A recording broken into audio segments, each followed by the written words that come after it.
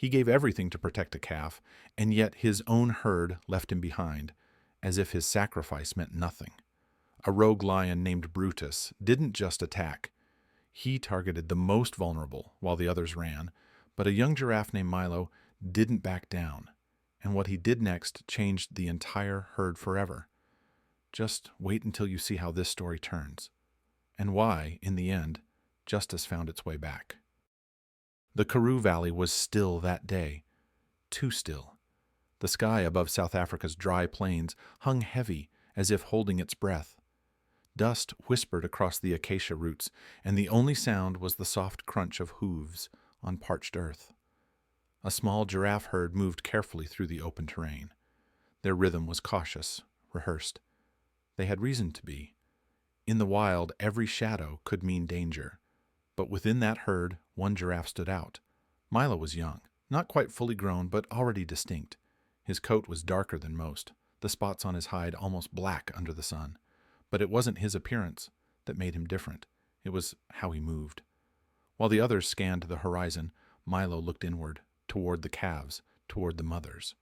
He walked slower, waited longer, stayed behind when others rushed ahead, not because he was weak, but because he chose to. And in the wild, choices like that come at a cost. Far off, behind the low shrubs and broken termite mounds, danger watched. A lion, lean, dust-covered, and desperate. Brutus. Once the alpha of a thriving pride, now a solitary shadow of what he had been. Cast out, hungry, and driven by instinct sharpened by hunger. Brutus didn't hunt like others. He didn't wait for stragglers. He went straight for the heart, toward the herd's most vulnerable, not the weakest. That day, it was Leah, a calf no more than 3 weeks old. She stood beside her mother, who had dozed off in the sun's heat. The herd didn't see the threat, but Milo did.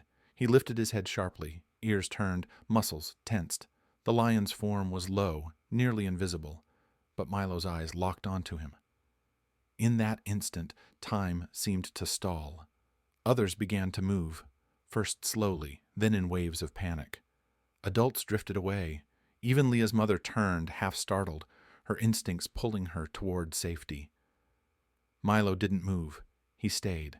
And when Brutus broke from cover in a thunder of pause and power, Milo was ready. He stepped between the lion and the calf, a wall of muscle, bone, and sheer will. The first kick landed hard. A crack echoed across the plain, but Brutus didn't flinch. He lunged. Claws raked across Milo's side. He stumbled, but did not fall. The lion struck again. Determined, relentless. Milo countered with another kick, then another. He never cried out. Giraffes don't. But his silence held weight, a kind of resolve louder than sound. The battle lasted only moments, but felt endless. Finally, breath heaving, Brutus backed off. Not because he feared Milo, but because the fight had drained him. The hunter had been stopped. For now, the herd had escaped. But Milo? He stood, swaying, then collapsed. His legs folded under him as blood trickled down his side. He lay motionless in the dust, the heat rising around him. Leah stood a short distance away, trembling. Her mother nudged her gently, then walked off. No giraffe came closer. One by one, they returned to grazing, as though the danger had never come, as though Milo's stand had never happened. The camera held still. Milo did not rise. The sun sank lower, casting long shadows across the earth. And in that fading light, the silhouette of the young giraffe lay alone. The screen dimmed, not with violence, but with silence. The sun rose quietly over the Karoo Valley, casting long golden beams across the sleeping land. The night had passed, and with it, many assumed, so had Milo. But he was still there. The rangers who had monitored the herd from a distance could hardly believe it. Lying in the same place where he'd fallen, Milo's chest still moved, shallow, strained, but steady. His body bore the full weight of his decision. Deep wounds etched across his ribs, one eye nearly shut from swelling, and a gash on his flank that made every breath a labor. They expected him to lie still. Instead, he tried to stand. Once. Then again. Each time his legs buckled, too weak to support him. Dust rose around him as he collapsed. Not dramatically, just silently, slowly. Even gravity seemed reluctant to let go of someone who had already given so much. Then came something unexpected. Leah, the calf he had protected, barely old enough to wander more than a few paces from her mother, broke away from the herd. Alone, she approached Milo. It wasn't fearlessness. It was recognition. She moved to his side and gently pressed her small head against his neck. No sound, no movement from the others, just that quiet moment, a silent thank you. And Milo, battered and barely conscious, tried once more. Muscles shook. He leaned forward, his legs wobbled under him, but this time he rose, unsteady but upright. From the ranger's vehicle, Kelly Dawson, a field biologist who had tracked these giraffes for months, whispered, "He shouldn't be alive, but maybe he knows she needs him to be." What followed in the days ahead became one of the most quietly powerful stories ever captured on their cameras. Milo didn't recover quickly. He moved slowly, each step deliberate. His limp was pronounced. He often trailed far behind the herd, sometimes disappearing from view in the heat haze. The herd didn't wait. Most of them still saw him as weak, disposable, a reminder of danger they preferred to forget. Some of the young males began testing him, nudging him with force, asserting rank in ways giraffes sometimes do when sensing vulnerability. He never responded. No aggression, no fear, only quiet endurance. Rangers called it survival, but what they witnessed went deeper, because despite his pain, Milo never strayed too far from the calves, especially Leah. He kept to the rear, always scanning the distance, always watching, not as a leader, as a shield. Then came the storm. It arrived suddenly, thunder cracking across the plateau, winds tearing across the dust. Within minutes, the sky darkened and rain, rare and powerful, fell hard. What was once dry land turned slick and unstable. Then, from the higher ground, water began to rush in, turning shallow gullies into dangerous channels. The herd panicked. They scattered in different directions, searching for high ground. The adults moved fast. Calves stumbled to keep up.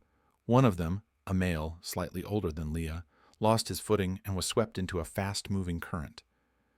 The others hesitated. Milo didn't.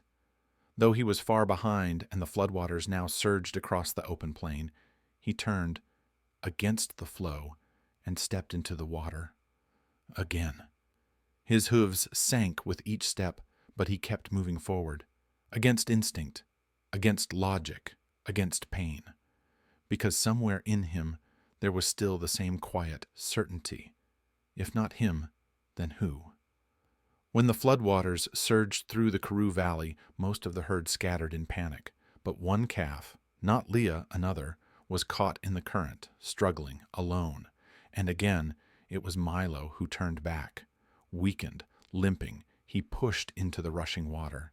Step by painful step, he reached the calf, leaned into the current, and guided it toward a rocky ledge. There, above the floodline, he stood guard, unmoving, until the danger passed. It was a small act, but it changed everything. That evening, something unexpected happened. Derek, the dominant male who once pushed Milo aside, approached quietly. He didn't challenge him. He didn't mark territory. He simply lowered his head, a silent gesture of recognition. From that day forward, Milo wasn't an outcast. He became the center. He never took charge by force.